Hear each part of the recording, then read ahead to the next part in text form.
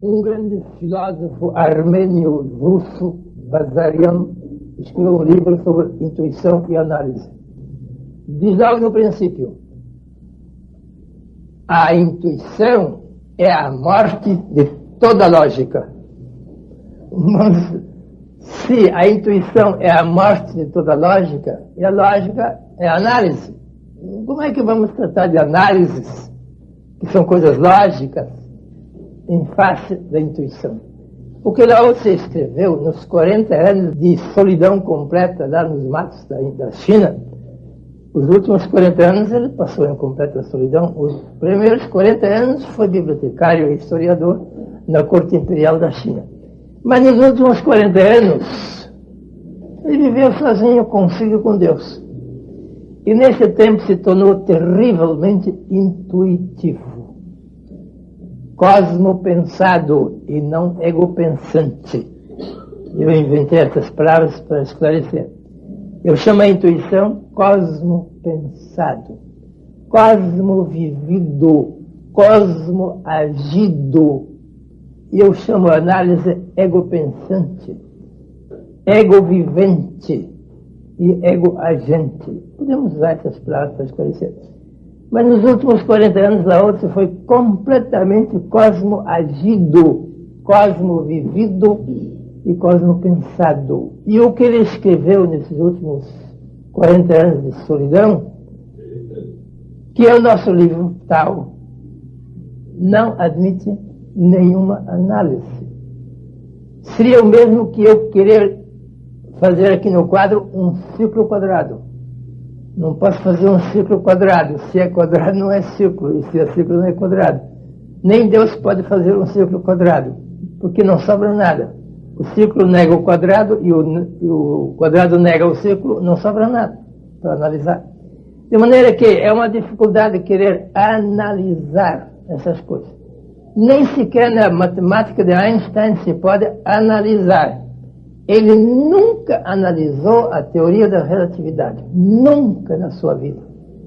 Aos 26 anos escreveu essa fórmula misteriosa, é igual a MC no quadrado, e nunca, em toda a sua vida de 70 e tantos anos, nunca explicou. Porque não se pode analisar uma coisa intuitiva.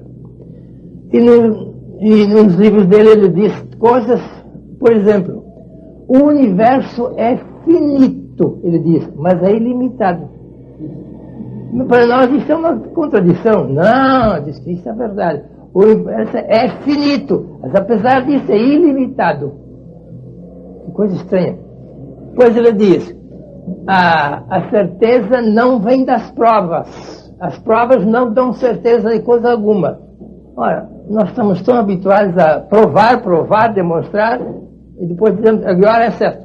Ele diz, não senhor, nenhuma prova, nenhuma demonstração dá certeza. A certeza é anterior a qualquer prova. A certeza anterior a qualquer prova. Para ele, a certeza é da intuição. E as provas são apenas análises. A análise nunca dá certeza, ele diz. Dá probabilidade, mas certeza não. Outra coisa que ele diz, tempo e espaço não são os mesmos em qualquer ponto do universo. Muda com o lugar. Tempo e espaço. O que aqui é 1 hora, em outras regiões do universo não é 1 hora. Outra coisa que Einstein diz. Qualquer objeto submetido a uma alta velocidade diminui de volume. Imagine. Aqui temos, por exemplo, um objeto. Isto é mais ou menos 80 centímetros de tábua. Isso, vamos dizer que são 80 centímetros.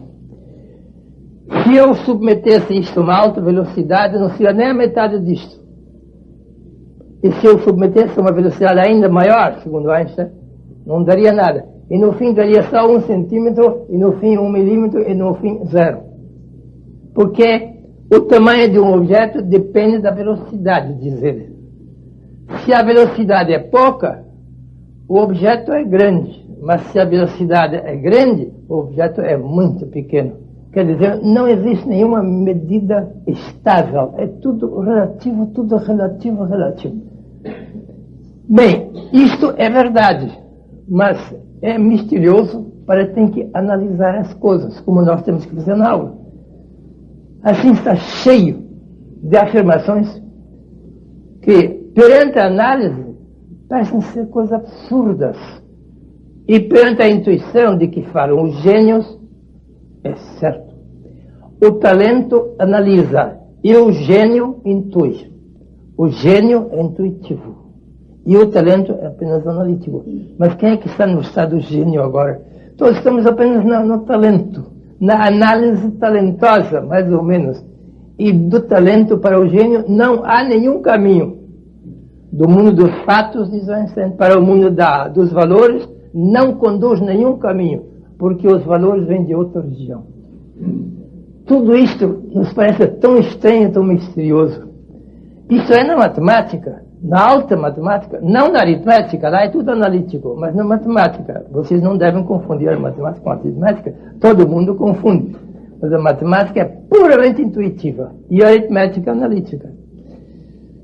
E mesmo esta discrepância entre análise e intuição ocorre não só na matemática de Einstein, na metafísica de Lao Tse, mas também na mística do Evangelho.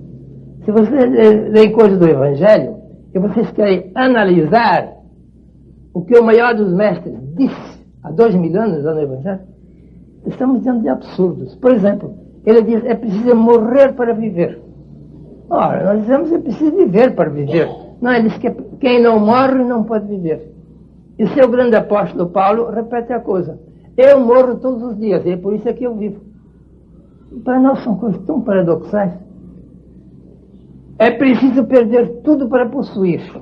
Outra afirmação do carpinteiro de Nazaré, que era um grande gênio, ele disse sempre coisas assim e os seus discípulos ouviam, mas não podem.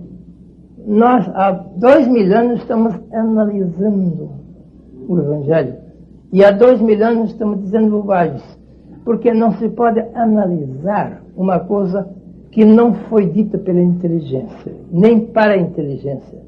Analisar se pode o que veio da inteligência e se dirige à inteligência. Mas intuir é outra coisa que analisar.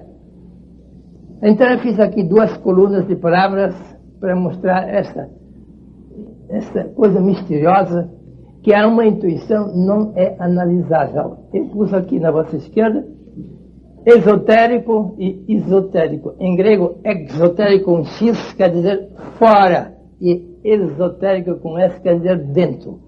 Em grego é esotérico, mas nós omitimos o E e escrevemos esotérico. Esses estão do lado de fora, esses estão do lado de dentro.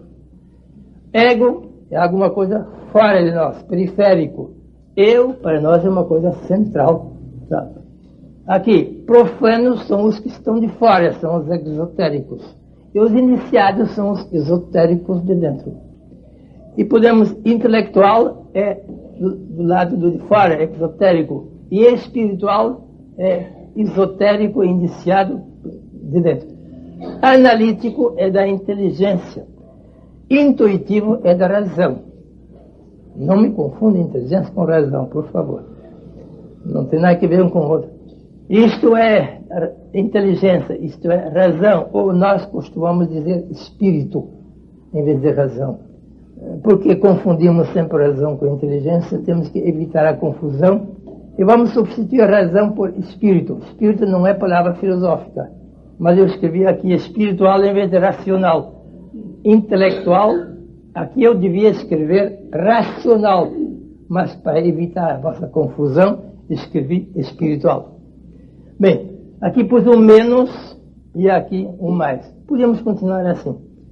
Quer dizer, aqui estão 2 colunas, o exotérico, profano, o analítico, o intelectual, o ego, e aqui a outra coluna completamente de dentro.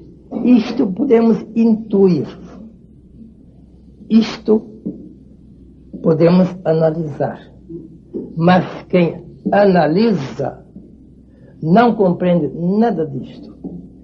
Um grande escritor do 2º século do cristianismo, Tertuliano, disse: eu aceito o mundo espiritual porque é absurdo. Ele aceita tudo isto porque é absurdo, ele diz. É absurdo visto dessa perspectiva daqui. Quem está aqui, no exotérico, no profano, no ego, no intelectual, no analítico, e olha para cá, diz que isso não tem sentido. Não tem sentido nenhum. Como é que se pode dizer que é preciso perder tudo para possuir tudo?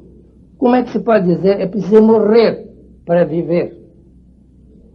É o que dizem lá, os intuitivos falam assim. E como se pode dizer que o mundo é finito, porém é ilimitado, apesar disto, como diz Einstein na matemática? Quer dizer, a nossa dificuldade é sempre esta. Como é que vamos conciliar a análise que nós devíamos fazer aqui com a intuição de que está cheio o Tao de Ching?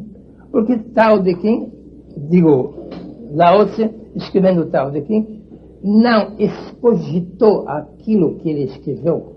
Ele não comprimiu os miolos e disse, agora vou escrever uma coisa profundamente filosófica para a posteridade. Não. Ele não pensou aquilo. Ele foi pensado. Aqui nós somos pensados. Aqui nós pensamos. Aqui nós somos cosmoagidos. Aqui nós somos ego-agentes. Aqui nós somos cosmovividos. Aqui nós somos ego-viventes. É sempre essas duas perspectivas. E como quase toda a humanidade está aqui, porque a nossa evolução não chegou até aqui, isto é um grau avançadíssimo de evolução humana, a intuição. Mas o grosso da humanidade, pelo menos 99,9%, está apenas na intelectualidade, mas não está na racionalidade. Dizer que um homem é um animal racional é muito otimismo. Podemos dizer que o homem é um animal intelectualizado, isto dá certo, mais ou menos. Mas que nós sejamos animais racionais, como disse Aristóteles, isto é muito, muito otimismo. Nós não chegaremos até, daqui a milhares de anos, não chegaremos até a racionalidade, até o logos, como diziam os gregos. Estamos no noos, na inteligência. Os gregos chamavam a inteligência noos. E chamavam a razão logos. Nós estamos, quando muito, na intelectualidade. Teilhard de Chardin, este grande cientista do nosso século, que viveu 20 anos lá na China, escavando esqueletos e estudando pedras. 20 anos esteve lá do outro lado de Pequim, Teilhard de Chardin, um cientista. Depois voltou para a Europa e escreveu os seus livros, o fenômeno humano, o meio divino e outras coisas. E num desses livros, Teilhard de Chardin diz: o homem veio da ilosfera, passou pela biosfera, está agora na noosfera e vai e demanda da logosfera. 4 esferas ele enumera, zonas de evolução. Viemos do mundo da ilo, que é matéria em grego. Ilosfera é matéria, a esfera da matéria, do mundo material. Depois entramos no bios, biosfera, bios é vida. Entramos da matéria para a vida. E já superamos a biosfera, como superamos a ilosfera e a biosfera. Incorporamos, nós também ainda. Em nós tudo está cheio de matéria, também está cheio de vida. Mas um estágio superior é a noosfera, segundo Teilhard de Chardin, na zona da intelectualidade. E seria aqui. Aqui estamos agora no terceiro estágio evolutivo. Ilosfera, matéria, biosfera, vida e noosfera, inteligência. Estamos tentando subir até a logosfera. Logos é razão, é que nós chamamos de espírito. De vez em quando aparece no mundo um homem que está na logosfera. Poucos. O mais célebre para nós no Ocidente parece que é aquele carpinteiro de Nazaré que viveu 30 anos na carpintaria não fez estudos, não frequentou coisa nenhuma, não fez faculdade, nem escreveu um livro, nem nada, mas aos 30 anos apareceu como um grande profeta. E, aos 30 anos apareceu aqui. E nós pensávamos que ele devia ter passado por aqui primeiro. Eu não sei se ele passou, mas publicamente não. Mas lá na carpintaria de Nazaré, eu creio que ele se deixou invadir. Ele se deixou invadir pela alma do cosmos, pela alma do universo. Isto, Spinoza chama a alma do universo, isto. Deus é a alma do universo, Spinoza. Então, quem se deixa invadir por isto, não precisa ficar muito tempo nisto, porque isto aqui, somos nós que fazemos, é assim. Nós tentamos fazer isto, mas isto aqui é assim, de cima para baixo. Isto é um esforço intelectual que nós fazemos, um esforço de pensamento. Isto. Alguns chegam longe nesse esforço do pensamento, os grandes cientistas, que passam dia e noite estudando e analisando e assim por diante. Esse aqui não tem nada que ver. Ele não tem que ver nada de esforço. Ele simplesmente precisa abrir-se. É uma abertura, uma receptividade que ele produz dentro de si, uma vacuidade, por assim dizer. Ele se esvazia disto para ser enchido e planificado por isto. É que nós chamamos. O pensamento é um esforço da inteligência. Mas a intuição não é propriamente um esforço, é uma atitude. É uma disponibilidade em face da alma do universo. Quem se põe em disponibilidade se esvazia de si mesmo, e onde há uma vacuidade acontece uma plenitude. Se alguém se esvazia disto, vai ser planificado por isto. É sempre assim. Então ele entra na intuição. O homem comum tem que passar, atravessar tudo isto e depois ficar na expectativa da intuição, da revelação e da inspiração. Tudo isso é a mesma coisa.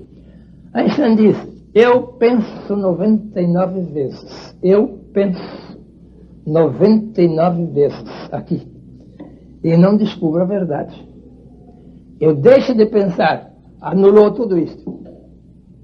Mergulho num grande silêncio e eis que a verdade me é revelada. Então entra na intuição. Quando a verdade nos é revelada, ou nos é inspirada, e nós nos tornamos intuitivos, então passamos do ego pensante para o cosmo pensado, do ego vivente para o cosmo vivido, e do ego agente para o cosmo agido. É um estágio muito alto de evolução, e muitos já são intuitivos, como Cristo, por exemplo. Eu creio que ele já era intuitivo desde pequeno. Aos 12 anos já era. Não era só aos 30 anos. Aos 12 anos, estava em Jerusalém, ficou 3 dias no templo, sem que seus pais soubessem do seu paradeiro. Foram em procura dele. No terceiro dia o encontraram. E se queixaram de não ter avisado nada. Ele disse, não sabias que eu devo estar nas coisas que são de meu pai? Não de José, mas de meu Pai Celeste. Ele se refere a isto. Eu estava no mundo espiritual, eu não estava no mundo material nem intelectual, eu estava no mundo espiritual. Vós não sabias que eu devo estar naquelas coisas que são de meu Pai Celeste? Isto uma criança de 12 anos disse. Isso já é uma intuição muito grande. E os doutores da lei, os chefes da sinagoga, diz o texto, durante os 3 dias andaram discutindo com ele.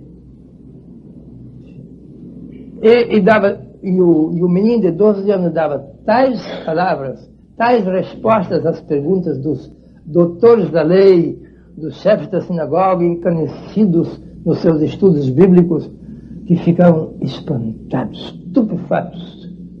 os doutores da lei ficaram estupefatos diante de uma criança de 12 anos, porque a criança tinha muito mais sabedoria do que todos eles. Não tinha estudado, porque estudar não dá sabedoria. Isso dá intelectualidade, isso dá ciência, mas não dá sabedoria. Sabedoria é coisa muito diferente. Sabedoria é uma coisa que vem da alma do universo para dentro de nós, quando nós somos capazes de receber a revelação, a inspiração, ou como diz Einstein, a revelação. Eu já citei aquele outro exemplo de Thomas Edison, o grande inventor americano, disse quase a mesma coisa que Einstein. Ele disse, eu necessito de 90% de perspiration, de transpiração. Transpiração é esforço pessoal, esforço consciente. Isto, Thomas Edison chama-se perspiration. Vamos dizer transpiração, eles dizem perspiração, mas vamos dizer transpiração. Transpiração é esforço pessoal, esforço intelectual consciente. Eu necessito de 90% de esforço pessoal para receber 10% de inspiração. Isto é transpiração para Thomas Edison, isto é inspiração. Usa a mesma palavra, primeira, com outro prefixo, perspiration e inspiration, em inglês. Quer dizer que todos os grandes gênios falam em intuição, falam em inspiração, falam em revelação, porque eles já tinham ultrapassado essa zona da inteligência, que é quase sempre o princípio, porque quase ninguém é desde o princípio intuitivo.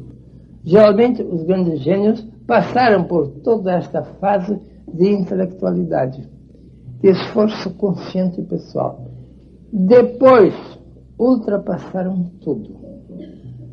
Ultrapassaram, não pararam aqui, no alto do intelectual. Mas, Einstein diz, eu faço um grande silêncio, e durante o grande silêncio do ego, eu sou inspirado pela voz do eu. O ego fica silencioso por algum tempo, e depois vem a inspiração que vem do eu. O nosso eu é cósmico. O nosso eu é o reflexo da alma do universo dentro de nós, que nós chamamos consciência, que nós chamamos a alma, que nós chamamos o eu central, que os hindus chamavam Atman. Atman, em sânscrito, é exatamente isto. Quer dizer, no Atman, na alma, no eu, nós somos um reflexo da alma do universo. Mas enquanto nós estamos ouvindo os ruídos do ego, o ego é muito barulhento. É barulhento em todos os sentidos. Às vezes faz barulho físico. Às vezes não faz barulho físico o ego, mas continua a fazer barulho mental. Pensar também é barulho mental. Quem pensa, não está em silêncio. E mesmo que ele deixe de pensar, se ele continua a desejar alguma coisa, ter emoções, nós chamamos isto, então também não está no silêncio. No silêncio ele estaria se não tivesse barulho físico, nem barulho mental, nem barulho emocional. Então nós estaríamos no grande silêncio total. E então nós poderíamos receber a mensagem cósmica do eu. Mas é muito difícil a gente criar o grande silêncio dentro de si. Nós, quando fazemos o retiro de 3 dias na Semana Santa, e agora, pouco a pouco, em setembro, e faremos outro em novembro, fazemos silêncio por fora de nós, lá no ashram do mato, lá perto de Jundiaí. Fazemos silêncio físico. Todos já estão habituados a fazer silêncio físico. Silêncio de 3 dias. Mas, quem é que faz silêncio mental? Isto ninguém pode controlar. Podemos controlar o silêncio físico. E exigimos que haja silêncio físico, que ninguém fale, e na meditação não faça barulho. Mas ninguém pode controlar o silêncio mental. Pode ser que esteja fisicamente silencioso e cheio de pensamentos e planos que ele vai fazer agora, como é que ele vai trabalhar amanhã, o que é que ele vai fazer. E se não está cheio de pensamentos, está cheio de desejos, emoções, cheios de amores, cheios de ódios, cheios de esperanças ou de desesperos. Isso são emoções, são barulhos emocionais. Quer dizer, é difícil a gente entrar num verdadeiro silêncio físico, silêncio mental e silêncio emocional, que são os pré-requisitos necessários para que a inspiração possa funcionar. A inspiração só funciona no absoluto silêncio. Onde não há silêncio físico, mental e emocional, não há inspiração, não há revelação, não há intuição. O nosso problema não é receber inspiração. O nosso problema é criar a vacuidade para receber esta plenitude. Esse é o nosso problema. A plenitude vem por si mesma. Nós não podemos chamar a intuição, ela não atende ao nosso pedido. O que nós podemos fazer é unicamente esvaziar-nos de tal modo que sejamos planificados automaticamente, cosmicamente, pela grande plenitude cósmica. O nosso problema é o ego-esvaziamento, não é a cosmoplanificação. Esta nos acontece infalivelmente quando nós estabelecemos o vácuo. Onde há uma vacuidade, acontece uma plenitude. Isto é, revelações, as suas inspirações, a sua invasão cósmica, como eu chamo isso. Isto é uma invasão que nós recebemos da alma do universo para dentro da nossa alma, porque isto também faz parte do cosmos. O nosso eu central, não os nossos egos periféricos, mas o nosso eu central, é o cosmos dentro de nós. Nós somos cósmicos no centro. Aqui nós não somos cósmicos, não. Isto é periferia, tudo isso é periferia. Apenas isto é centro. E aí vem a grande dificuldade de analisar o inanalisável e de dizer o indizível e de pensar o impensável. Nada disto é dizível, nada disto é pensável, nada disto é analisável. Isto pode ser recebido no silêncio do nosso eu, mas não pode ser fabricado pelo barulho do nosso ego. Isso aqui é fabricação muito barulhenta aqui. Isso é silêncio total. Então, essa dificuldade de todos os grandes gênios, e os gênios não são somente na ciência e na matemática, os gênios também são na religião. O místico é um gênio, é claro.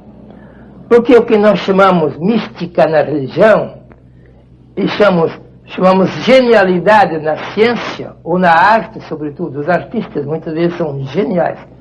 Um verdadeiro poeta, um verdadeiro músico, um verdadeiro artista, um escultor ou pintor, ele tem que receber mensagens cósmicas do além.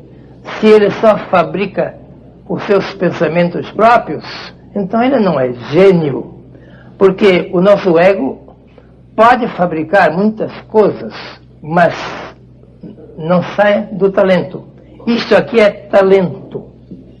Isso aqui é gênio. O talento é uma coisa humana. Podemos intensificar altamente o nosso talento pelo estudo, pela leitura. Nos tornamos cada vez mais eruditos. A erudição é talento, mas não é genialidade. Para o gênio, seja gênio na ciência, na matemática, seja gênio na religião, que nós chamamos místico, nós necessitamos muito mais do que esta fabricação pessoal. Aqui é uma fabricação nossa, tudo isso. Aqui nós estamos do lado de fora. A palavra profano, que é o contrário de iniciado, é uma palavra muito exata. Fanum é uma palavra latina para santuário. Os poetas usam a palavra fanum, um neutro. E profano quer dizer fora do santuário. Diante do santuário é profano. Profano é diante do santuário, pelo lado de fora. Iniciado vem de ir para dentro, aquele que foi para dentro do santuário, que cruzou a soleira da porta que conduz para dentro do santuário. As duas palavras são muito exatas. Esse é um profano. Ele só conhece a realidade, a verdade, pelo lado de fora. Ele ouviu dizer. Ele pode crer na realidade, mas não sabe nada da realidade. Ele pode ser um bom crente, mas não é um sapiente. Não tem experiência. Aqui nós podemos ser crentes ou descrentes. Aqui nós não somos nem crentes nem descrentes. Aqui nós somos sapientes. O iniciado é um sapiente. Ele sabe, por experiência própria, direta, ele sabe por experiência o que é o mundo espiritual. Ele sabe o que é Deus. Ele sabe o que é Ele mesmo. Ele sabe. Ele não crê em Deus. Ele não crê em si. Ele sabe. Eu e o Pai somos um. O Pai está em mim, eu estou no Pai. Isso é sabedoria. Isso é sapiência em latim. Dizemos sabedoria em português, mas também podemos dizer sapiência. Quer dizer, aquilo que nós sabemos por experiência direta e imediata, e não por ouvir dizer, e não por ter lido. Isso não é crença. Crença é um ato de boa vontade. Um crente aceita uma verdade porque fulano disse. O professor disse, o guru disse, o padre disse, o ministro da religião disse que é assim, então eu aceito, é assim mesmo. Ele encampa convicções alheias, não tem nenhuma convicção própria. Isto é crença. Agora quem está além da crença, que está na experiência ou na sapiência, está completamente além de toda a crença. Tudo isto pode ser crença ou descrença. Aqui há muitos crentes e muitos descrentes, mas não há nenhum sapiente. Que não sabe por experiência própria não é sapiente, não tem experiência, não é iniciado, é um profano. Aqui então começa a grande diferença entre a crença ou a descrença e a sapiência ou a experiência direta própria. Como Lao Tse estava inteiramente aqui nos últimos anos, 40 anos ele esteve aqui, e 40 anos ele esteve aqui, então nós que ainda estamos aqui, analisando o que ele intuiu, esbarramos sempre com a dificuldade. Como é que ele pode dizer tais coisas? Porque, visto desta perspectiva daqui, isto aqui é incompreensível, é enigmático. É enigmático. Mesmo na matemática, e mesmo na metafísica da matemática, é misterioso. E dizemos, então, não pode ser. Por exemplo, a certeza não vem das provas. Quando Einstein ia publicar o seu livro sobre o campo unificado, que foi o último livro que ele escreveu, o campo unificado, os repórteres de Nova York foram entrevistá-lo na Universidade de Princeton para saber o que é que ele ia dizer neste livro. E um repórter dos jornais de Nova York perguntou a Einstein: "Você tem certeza daquilo que você escreve no seu livro?" "Tenho absoluta certeza", disse Einstein. E o repórter perguntou: "O senhor pode provar isso?" "Não, eu não posso provar." O repórter ficou desapontado e disse: "Mas, professor, o senhor tem certeza que isto é verdade que o senhor diz no seu livro?" "Tenho absoluta certeza." "Mas o senhor disse que não pode provar?" "É provar, não posso." "Então, de onde vem a certeza?" "A certeza não vem das provas?" perguntou o repórter. "Não", disse Einstein, "a certeza não vem das provas.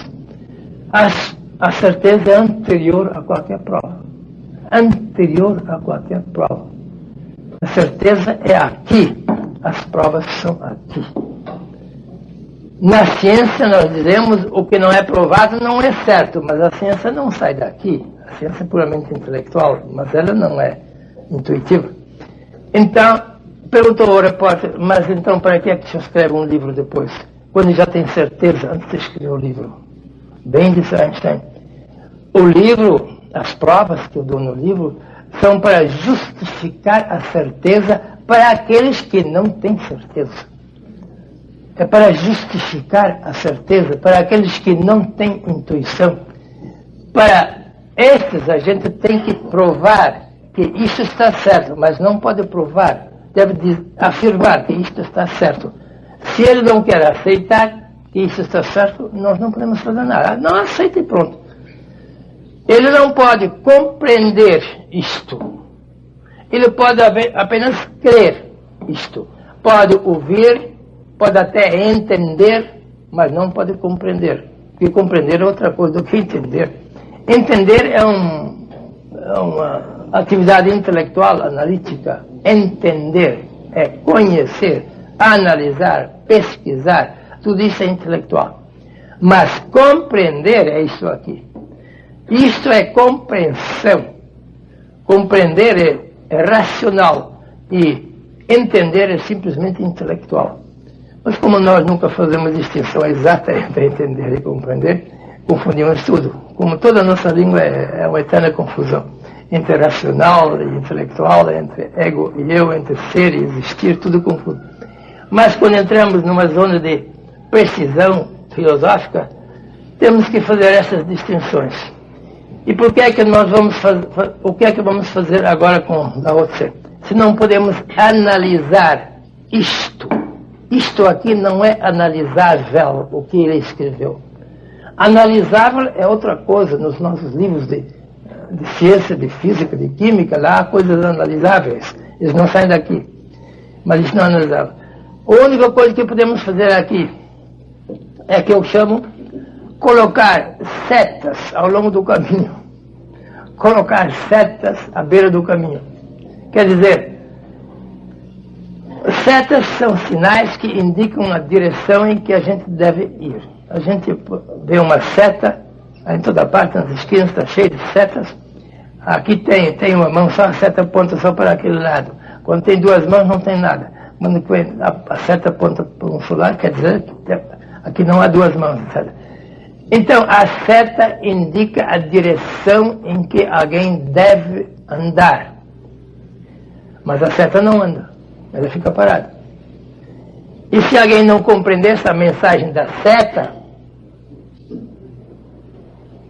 e se na seta estivesse escrito o nome, por exemplo, Campinas, se tivesse uma encruzilhada lá na Anhanguera e tivesse uma seta dizendo Campinas, e um ignorante diria, agora é Campinas, é aqui. Então vamos ficar aqui é Campinas. Não, a seta não quer dizer que aqui é Campinas. A seta quer dizer, na direção da ponta desta flecha, na direção daqui a 90 e tantos quilômetros é Campinas, não aqui. Isso a seta quer dizer. Ela tem uma mensagem silenciosa. Primeiro ela quer dizer, olha para mim, olha bem em que direção está apontando a minha flecha. É na direção noroeste, daqui Campinas é noroeste. Então o viandante deve saber, sentido noroeste, mas não aqui, longe daqui. Então o viandante deve compreender, primeiro deve olhar para a seta, deve contemplar atentamente a seta. A seta mostra na direção noroeste. E depois o que ele deve fazer? Depois ele deve ir embora.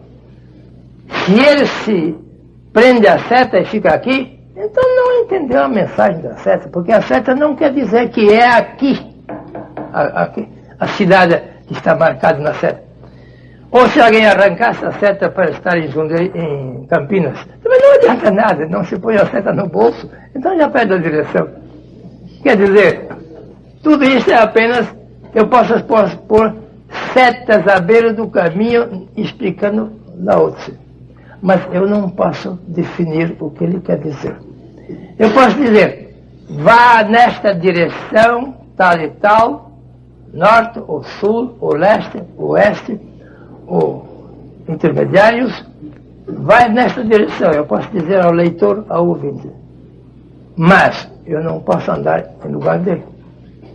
Ele depois tem que abandonar a seta e ir na direção indicada.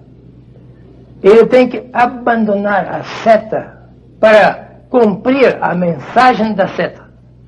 Porque a mensagem da seta não é parar diante da seta.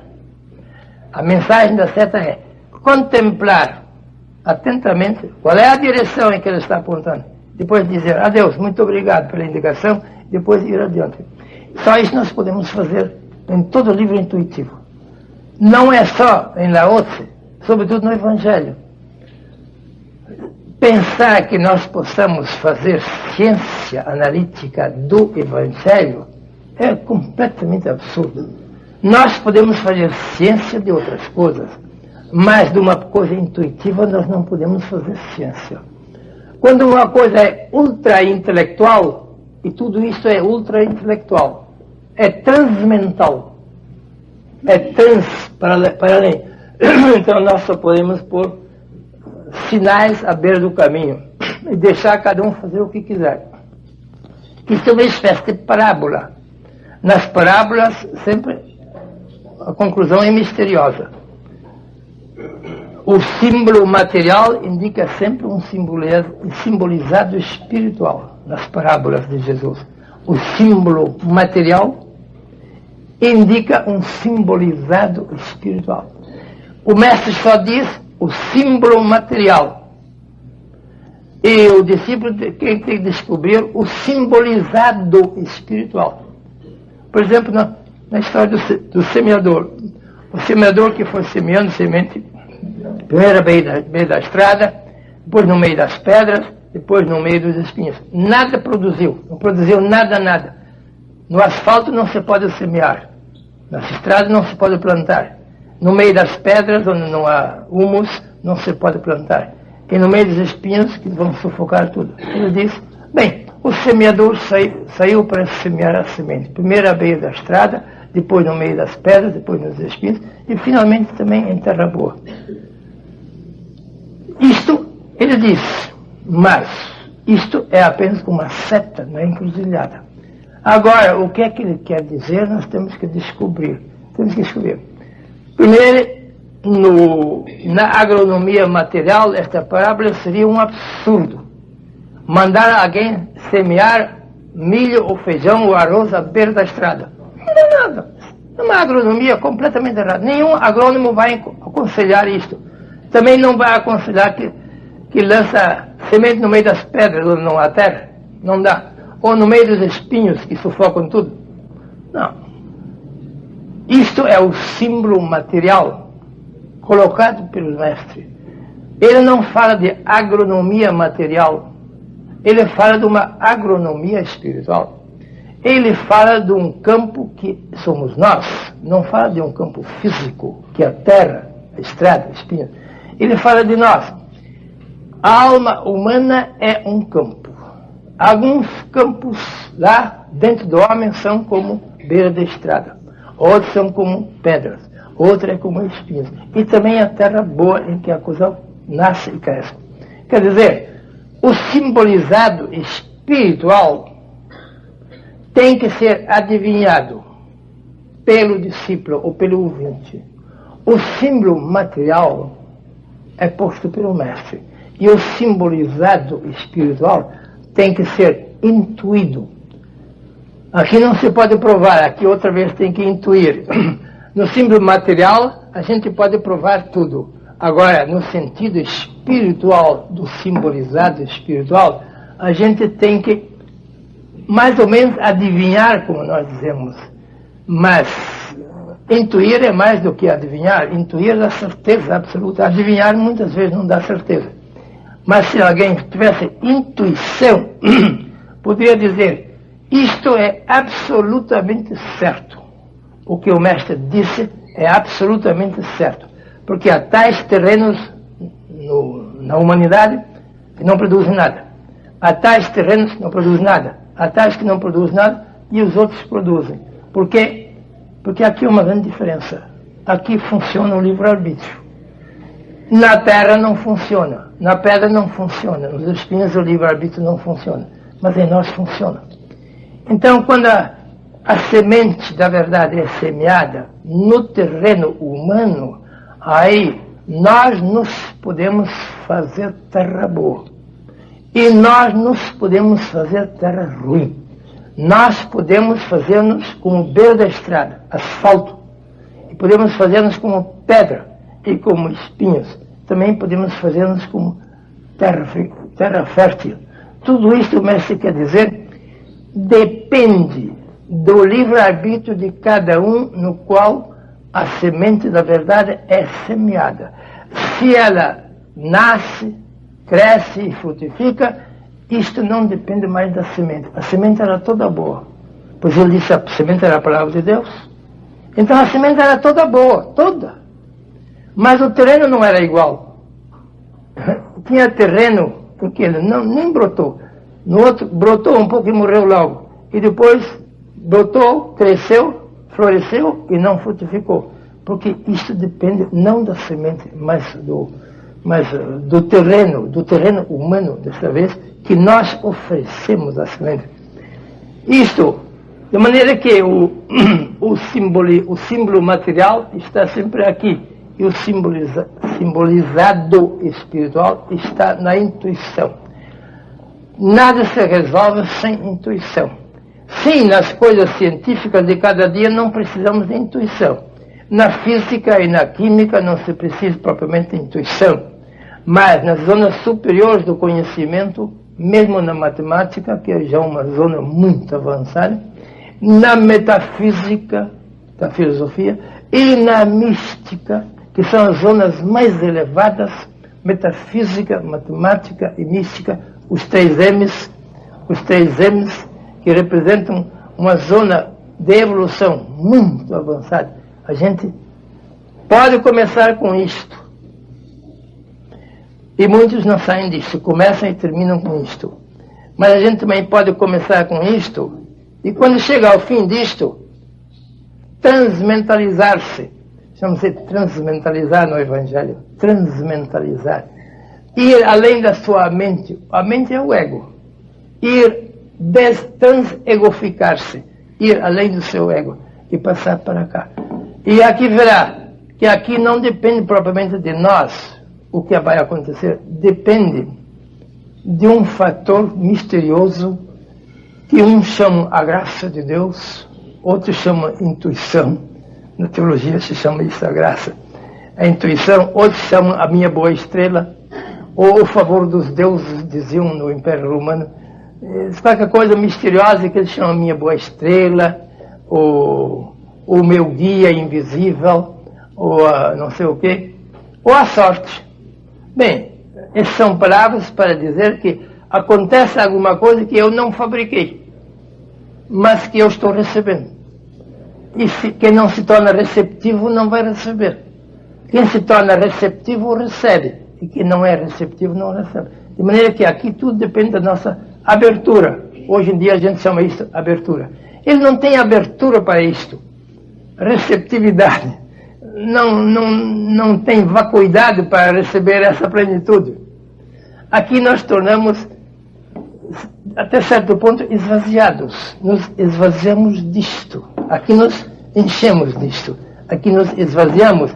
E quando nos esvaziamos do nosso ego, quando nos transegoficamos e transmentalizamos, então acontece a invasão cósmica da parte da plenitude.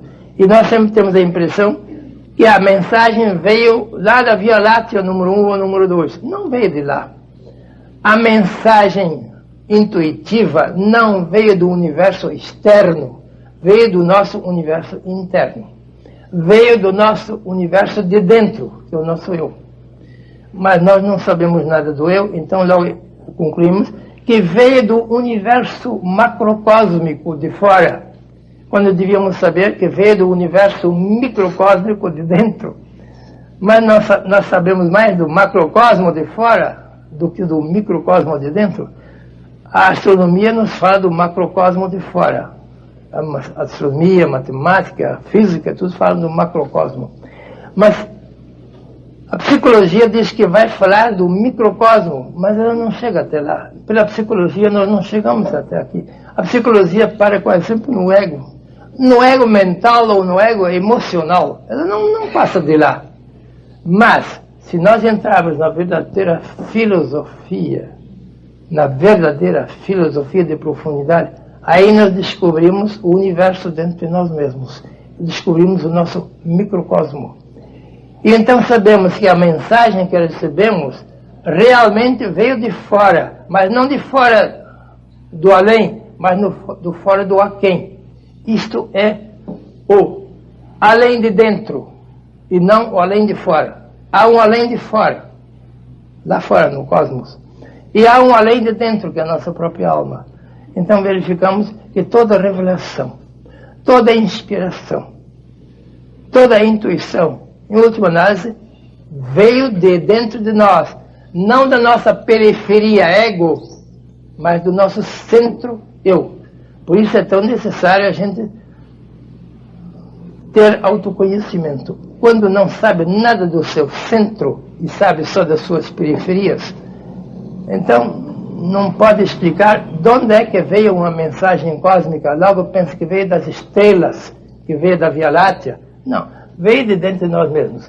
Bem, vamos ter em mente essas explicações quando começarmos a analisar alguns textos de Lao Tse. Bem,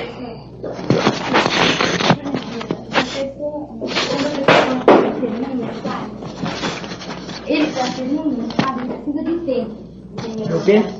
Se a pessoa conseguir ser um iniciado, precisa de tempo. Não, tempo não existe na iniciação. Na iniciação não existe tempo. Tempo e espaço não existe. Tá, mas não é isso que eu estou me referindo. Não existe. Realmente, entende? Porque se a pessoa não tem tempo para se dedicar a isto, não pode não pedir a tem tempo. iniciação. Não tem tempo. Tem que fazer coisa mais importante, não é? Eu já sabia. Eu acho que eu não Não estou me tem explicando. tempo para isso. Tem que fazer coisa muito mais importante. Ganhar dinheiro, comprar automóvel.